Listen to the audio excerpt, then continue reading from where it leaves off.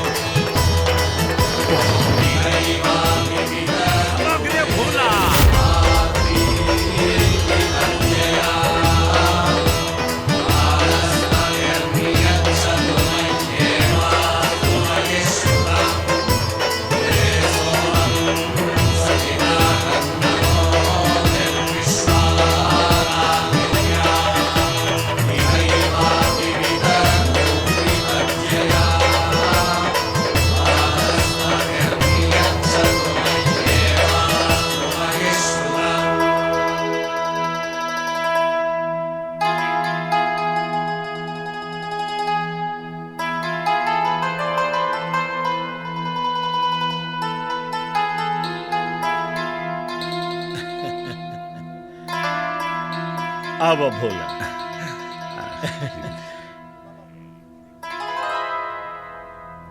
ई का भोला का भाई? आपन गंदा गोड़ तो देख ले।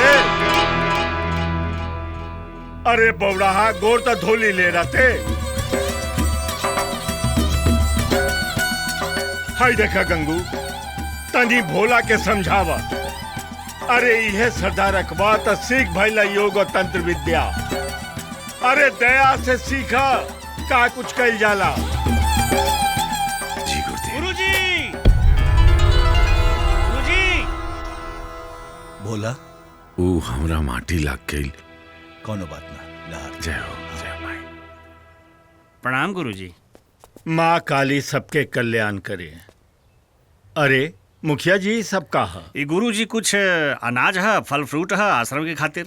ये का करेले बेटा तू? हाँ, अब पाँव धो के अब के चाहत रहे न मंदिर में। अरे तू बड़ा कब बनबे, कब सुधरबे तू? देख आज फिर माथा ऐसे ही सुना रह गइल। अब का करी काका? अब आरती ना छूट जाए खातिर दौड़े लगनी, वो किच्चा में पाँव हल गई। हमार कोनो दोष नहीं। अच्छा चलो, कोनो बात ना, कोनो बात ना। हाँ हाँ बतानी, आवतानी। का रे माई, हम सोचनी तार आरती ना छूट जाए से दौड़े लगनी। अब हम का बताई कैसे हो जाला। राम राम गंगू भैया। अरे राम राम भैया, राम राम। गंगू तो हमार परम सेवक है। ये सब सामान लेनी ओकरा खातिर हम आपके धन्यवाद कहल चाहता नहीं। गुरुजी का बात कर रहल बानी? एकरा खातिर धन्यवाद का है? आप तो अपन सारा धन संपत्ति पूरा गांव वालन के दे देनी और ओकरा बाद भी हमेशा गांव वालन के सुख दुख खातिर हमेशा खड़ा रहनी। बल्कि तो हम गांव वालन के सौभाग्य बाकी आपके और आश्रम के खातिर कुछ कर पावे नहीं बस। अच्छा ये अब छोड़ा, ये सब सामान रखवावे की व्यवस्था कर। आइए लोग के तनी आदर सत्कार कर। जी जी। हे माई, शंखनाद सुन के हम दौड़े लगनी, गुड़वा हमार कीचड़ में पड़ गई, धोए भुला गई नहीं। यह गलती रे बस माई, क्षमा कर दे हमके।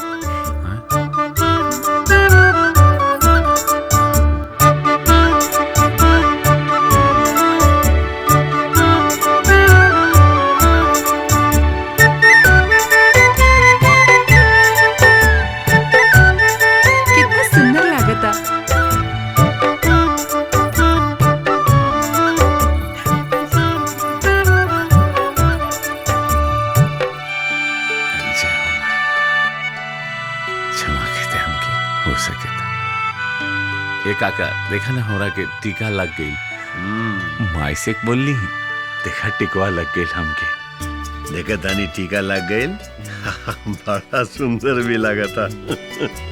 अच्छा अब चला कुछ काम कर। देखा ना हमार बाल बिगाड़ दिला, बड़ा मेहनत से सवार नहीं। चल कुछ काम आ जा।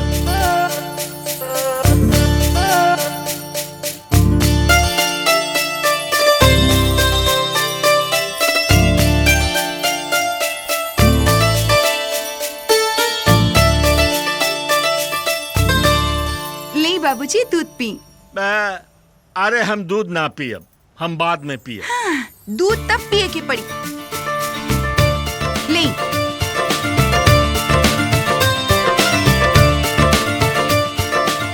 बाबूजी ऐसे का देखत है? हमरा तोहरा के देख के आज तो हर माई याद आवे लगली। दूध ना पियब तो तू माने से रहलू आ न जइबू, यही से दूध पियब मानब बात। अच्छा तो जा मंदिर देखा।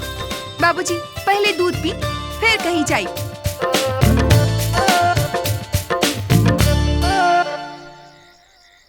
ओम अग्निभीड़े पुरोहितम यज्ञस्य देव ऋत्विजं होतारम रत्नधातमं रत्नधातमं रत्नधातमं रत्नधातमं।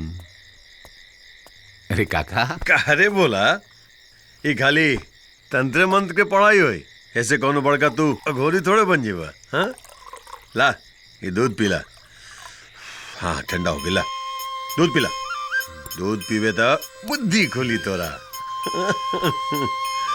तब पढ़ाई लिखाई चलो देखो। हाँ बस चौथा अध्याय पे आ गए नहीं हम। चौथा अध्याय पे आ गई। जिंदगी के अध्याय में आगे कुछ करबा?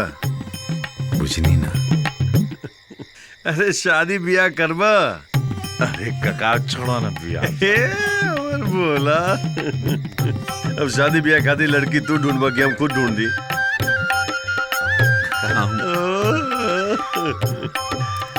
देख बोला बेटा, ये तो और माई के कंगन है। उनका अंतिम इच्छा रहे कि उनके पुतों के हाथ में एक कंगन पहिरावा जाए। अब एक राम तारा हाथ में दे देता नहीं, बिल्कुल सही कलाई देख के मुंह में ही कंगन पहिरा दिया। हाँ सही कलाई ढूंढ लेवा कि हम ढूंढ दी? काका पाल बिगड़ जाएगी काका। कक्का वानी तो आज सब बुझे तानी हम। हाँ पहिरा दिए सही हाथ में, ठीक ना? चल हम चलो तानी पढ़। ठीक बात। बहुरा वाकई के।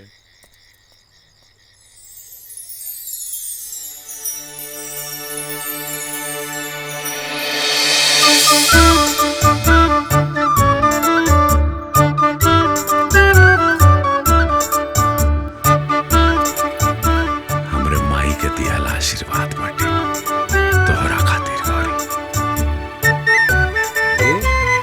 ए गौरी, अरे सुन।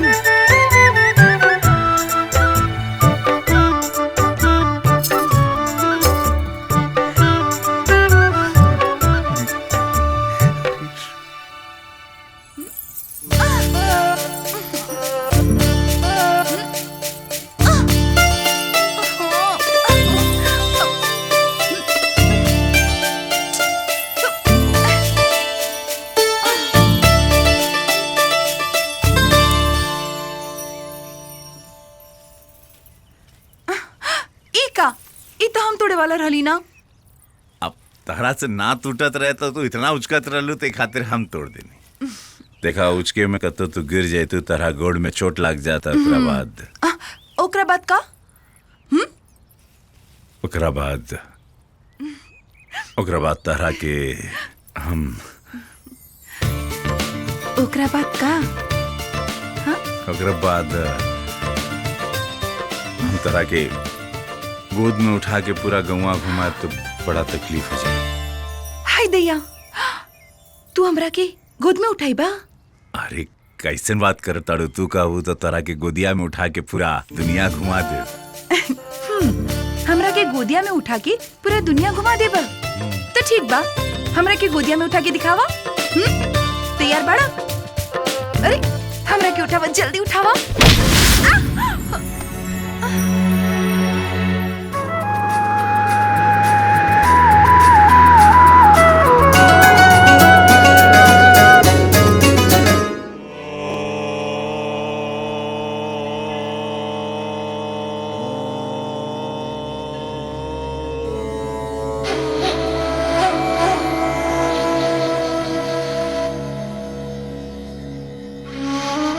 आत्मा के न केहू काट सकेला, न जला सकेला और ना ही भिगो सकेला।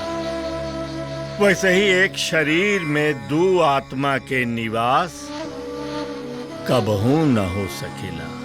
जी गुरुदेव। आपन शरीर से आपन आत्मा के निकार के दूसर शरीर में प्रवेश कइल, इह परकाया प्रवेशम। एकर मतलब हमनी के आपन आत्मा दूसरा के शरीर में डाल सकीला? हाँ, लेकिन एकरा खातिर अपन सभी कुंडलिनी की जागृत करे के पड़ी। योग शास्त्र में स्वास्थ्य और शरीर के मजबूत करके ज्ञान के साथ साथ ध्यान भी जरूरी बा, और ध्यान के बिना तंत्र विद्या सीखल असंभव बा। गुरुजी, एक बात सच कही, ध्यान करब बड़ा कठिन बा। सच। ये बोला, ये तोहरे बस के बात नहीं के, बुझला? गुरुजी, हमनी के 2 तंत्र के अभ्यास कैले बानी। और कितना तंत्र बा? अब बचल 4 तंत्र, जेकर ज्ञान हमार बेटी गौरी दी। इस तंत्र विद्या में माहिर है। उद्गार कम तंत्रम, जगरा से आत्मा के वश में करके बीतल कल के बारे में सब कुछ जानल जा सकेला। रोग क्षयम तंत्रम, जगरा से असाध्य रोग के इलाज कइल जा सकेला। और आखिर के 2 तंत्र जे बहुत कठिन, घातक और शत्रु विनाशक है। ई तंत्र विद्या से आत्मा के सम्मोहित कइल जाला, और वो आत्मा आपके शरीर के धड़कन और गंध के पहचान लेला। अशुद्ध होला पर भी अगर अपना शरीर के इर्द गिर्द दीवार खड़ा कर लिहल जाए तो आपके प्रवेश हो सकेला। अच्छा गुरुजी, अगर कोनो महान तंत्र ज्ञानी मर जाए तो का होकर आत्मा तंत्र ज्ञान के प्रयोग कर सकेला? ज्ञान कबहू न मरेला। अगर वो आत्मा के शरीर मिल जाए तभी तंत्र साधना के पूरा इस्तेमाल कइल जा सकेला। मगर वो शरीर मृत व्यक्ति के ना, जीवित व्यक्ति के चाहिए। लेकिन गुरुजी, एगो बात बताई, एक शरीर में 2 आत्मा कैसे रही? भोला भी ना। आपके इशारा शायद गुरुजी पर काया प्रवेश विधि बा। तोहार यही उत्सुकता तोहरा के एक दिन महान तांत्रिक बनाई। याद रख, तंत्र तभी इस्तेमाल हो पाई जब शरीर शुद्ध रहे। जा आराम कर। प्रणाम गुरुजी। आशीर्वाद।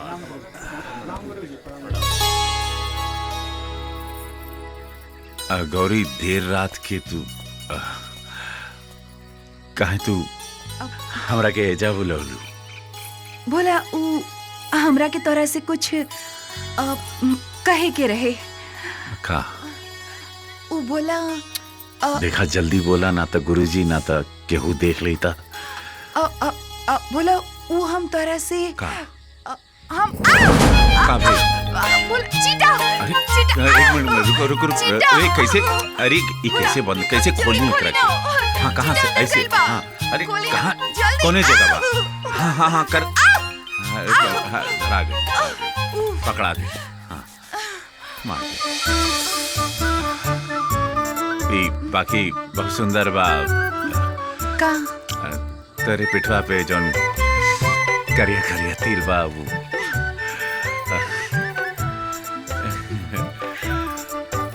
ला बांध दी। कैसे? थोड़ा खींच के खींच के, जैसे लगा हाँ, था। खींच के। अरे गुरु भाई, हैला पूरा आश्रम में खोज लिया और ये बगीचा में। कौन तंत्र विद्या सीखा तारा? खैर कोनो बात नहीं, सीखा। हाँ, गुरुजी के एक आदेश रहा कि गांव जाके गंगू चाचा से कह दिया कि मंदिर में दिया जलावे खातिर घी खत्म हो गई बा। सही है गुरु भाई, सीखा।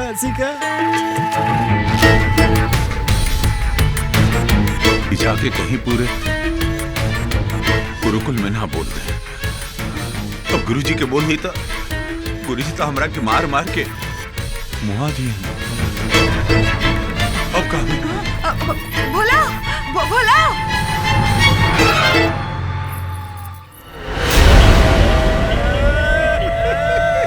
गुरु देख ले मंगल, गुरुजी के का हो गए?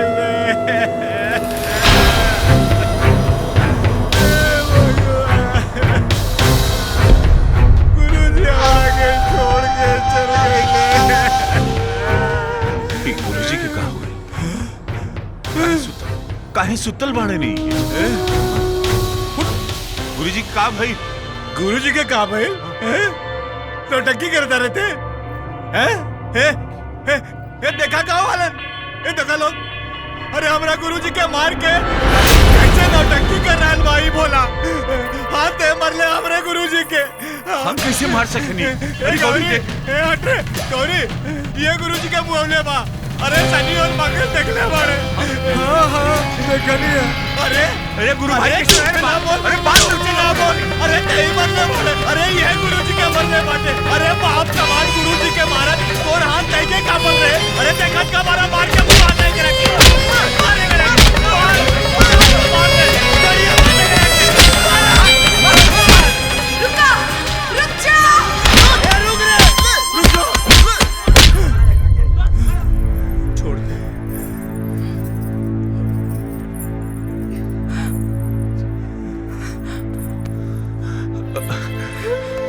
हम नावर नहीं गुरुजी के। हम तोहरा की पुलिस में ना देब। तू हर रोज तिल तिल के मरबा। गुरुजी की धोखा दिला, हमके धोखा दिला। अरे हमरा के पावे खातिर तू इतना नीचे गिर जाइबा, ये हम सोच भी ना सकेनी। चल जा यहाँ से, चल जाओ, ना तो हमरा नफरत की ज्वाला में भस्म हो जाइबा। और आज के बाद अगर अपन शकल दिखावला तो हमार मरल मुंह देखबा। जा।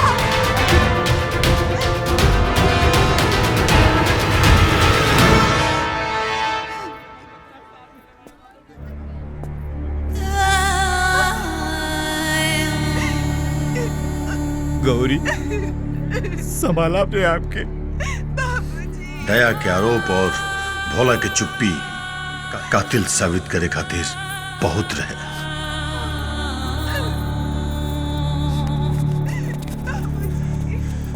और जब तक हम पहुंचनी, गौरी के प्यार नफरत में बदल चुकल रहे। गुरुजी,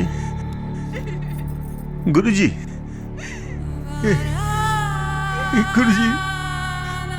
गुरुजी, गुरुजी के का हो गए? अरे बाप समान गुरुजी के हत्या क्यों और ना तार लाडला बेटा वो भोला कहले बा। अरे ये तो गौरी के मारता राल कि बच गई, ना तो मोटी मोटी काट के पूरा गांव में चित्र गए तब तक। कैसे बात कर रहा था? भोला बच्चा केहू की हत्या कर सकेला? अरे कुछ भी कर सकेला, लेकिन हत्या। अरे यकीन नहीं के हो तो प्रधान जी से पूछ ला। हाँ गंगू भैया, सही बात है। दया भैया कहत बाड़े, भोला ही कहले है गुरुजी के। अरे प्रधान जी कैसे बात कर रहल बानी? हाँ। आप लोग तो सब भोला के बचपन से जान रहल बानी ना। अरे हत्या कैसे करी भोला? गंगू काका मंगल से पूछ लिया, पूछ हाँ? ली। पूछा, ये बता रे। हाँ हाँ हाँ, हम देखनी है ये हत्या भोले के कोई हो। सुन ले ला। एकरा तनिको दया ना आइल गुरुजी के हत्या करे में।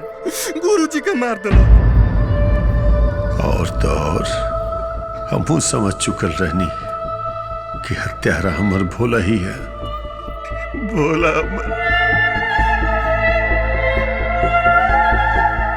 भोला हमार गुरुजी के हत्या कैले वाला। हम गुरुजी के कसम खा के कहता नहीं कि जौना हाथ से पाल पोस के अपन भोला के बड़ा कहने हुए हाथ से होकर गला दबा के मार दे। हम लोग समय भी बड़ा बलवान होला। भोला के कातिल समझ सजा देवे चल देली। भोला देखा ही पगलवा के काशी की बस से उतरल और सीधे मंदिर चल देलस। अरे ये भोला, ये तो के का हो गई? ना चचा, वो बस गिर गए नहीं। प्रणाम चचा, प्रणाम। तो चल जा। ठीक बा, ख्याल रखिया। हमर नजर भोला और सज्जन पर पड़ा। दोनों के बाद से पता चलल कि भोला तो काशी से सुबेर में आयल रहे, फिर कत्ल कैसे करी। और फिर हमरे सामने हमर बच्चा मासूम, निर्दोष, डरल, सहमल, दर्द समेट ले खड़ा रहे। भोला, सज्जन का कहत रहे। भोला, हम कुछ पूछ रहल बानी। सज्जन साच कहत रहल ना? वो काका सांच कहत रहे न सज्जन। काका अब ना बोल पाई काका, अब डरा गई तरह से। गुरुजी से पूछनी काची जाए के, तुझसे बोलती तू ना ही जाए देता, यही से ना बोली काका, माफ कर दे हमके। एकदम बोरम मारे तूने, ऐसे डराल जाला पागल। वो सब तोरा जान के पीछे पड़ल बात तो चल चल चल चल चल ए साथ काका, चल ए ना जाए, ए हम मुकाबले में सबके साथ ना सबके साथ जाए डबल जरूरी बात है। अरे ना जाए काका, ना जाए काका। कौन मुझसे जाए काका? गौरी के नजर में हमरा खातिर इतना प्रेम रहे काका, मुझे नफरत के सागर बन रही बा।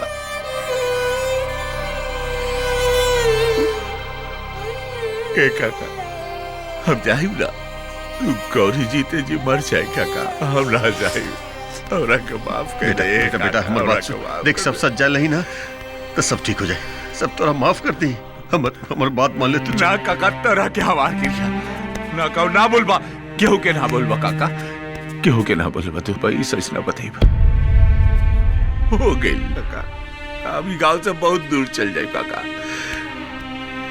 कल चल, तू चल, चले जा ना रह जाए, चल तो हम साथ चल, चली गांव से निकल जाए रे काका, चल चल।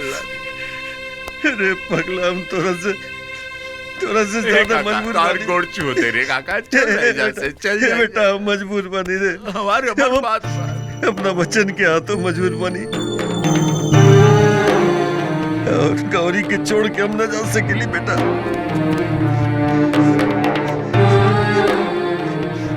ठीक बा, तू गांव में गईला की तरह कोनो जरूरत नहीं है। तुझो ना, लेकिन भगवान तोरा साथ वाले तुझो जो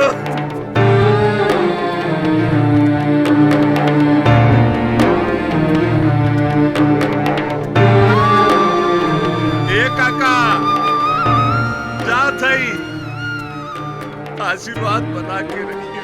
गुरु के दिहल वचन हमरा भावना के पाथर बना देले रहे और हमर कलेजा के टुकड़ा हमही से दूर जात रहे। हमके अपन फर्ज भी निभावे के रहल।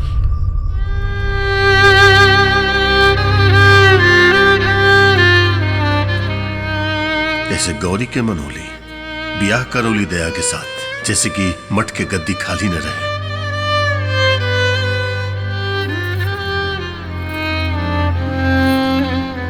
गौरी भोला के नाम के कंगन हमके वापस कर देलस।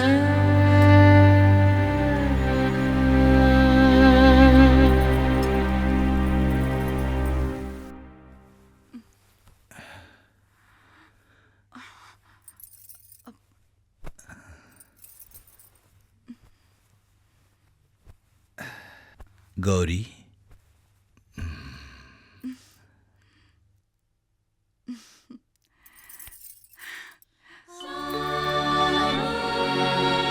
और गौरी भी पत्नी धर्म निभावत, दया के तंत्र सिखावत सिखावत माहिर कर देले रहली। अभ्यर्थम अभ्यर्थम शैष्णोहम वैष्णोहम। प्रहरी मुद्रा ओकर बाद प्रणाम करते ही गुरुजी। अरे आशीर्वाद। प्रधान जी, इतना रात गए आश्रम में कोनो विशेष कार्य? गुरुजी ऐसे जात रहनी, अब तक गुरुजी रहले नहीं, अब तो उनकर उत्तराधिकारी आप है हुआ। कुछ आश्रम खातिर सामग्री अन्न वगैरह जौन ले आई है देवे के, उ आगे भी आश्रम खातिर लागी, ओकरे खातिर हम तैयार है।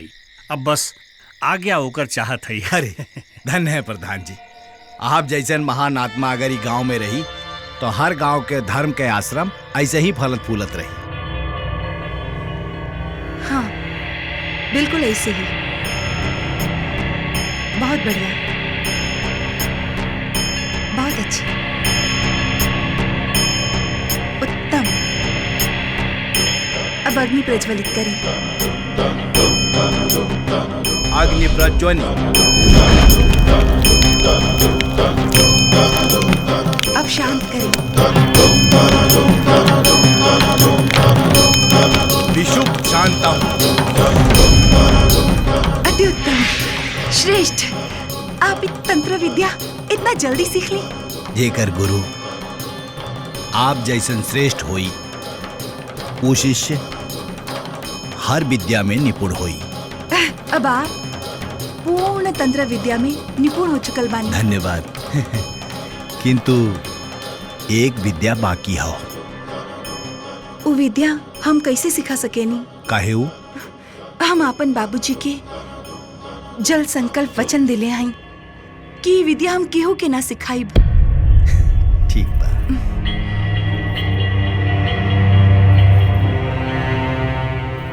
लेकिन बेचारी गौरी का जानत रहली कि जहर कब्बो अमृत न होला।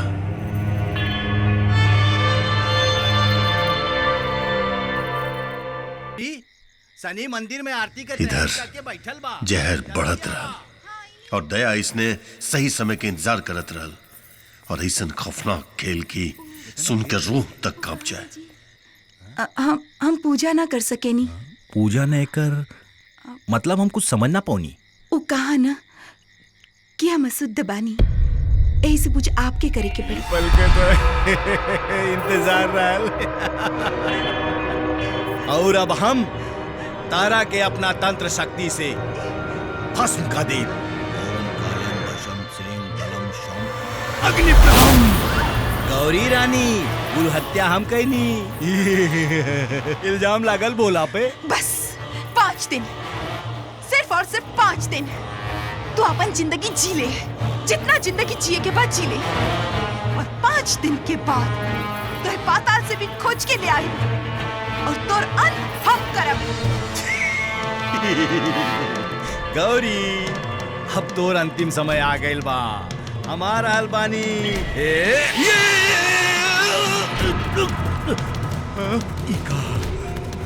इहा कुछ छट्टी विद्या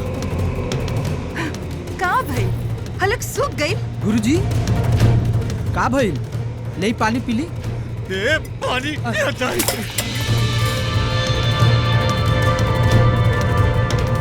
आत्मा के न केहू काट सकेला, न जला सकेला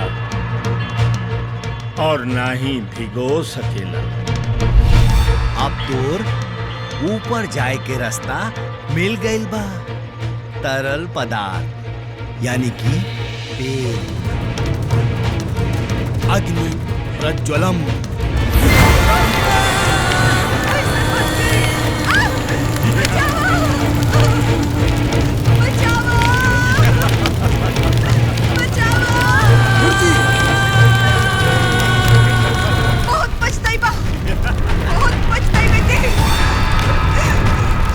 अब हम हो गई नी कलयुग के दयावान भगवान दयावान।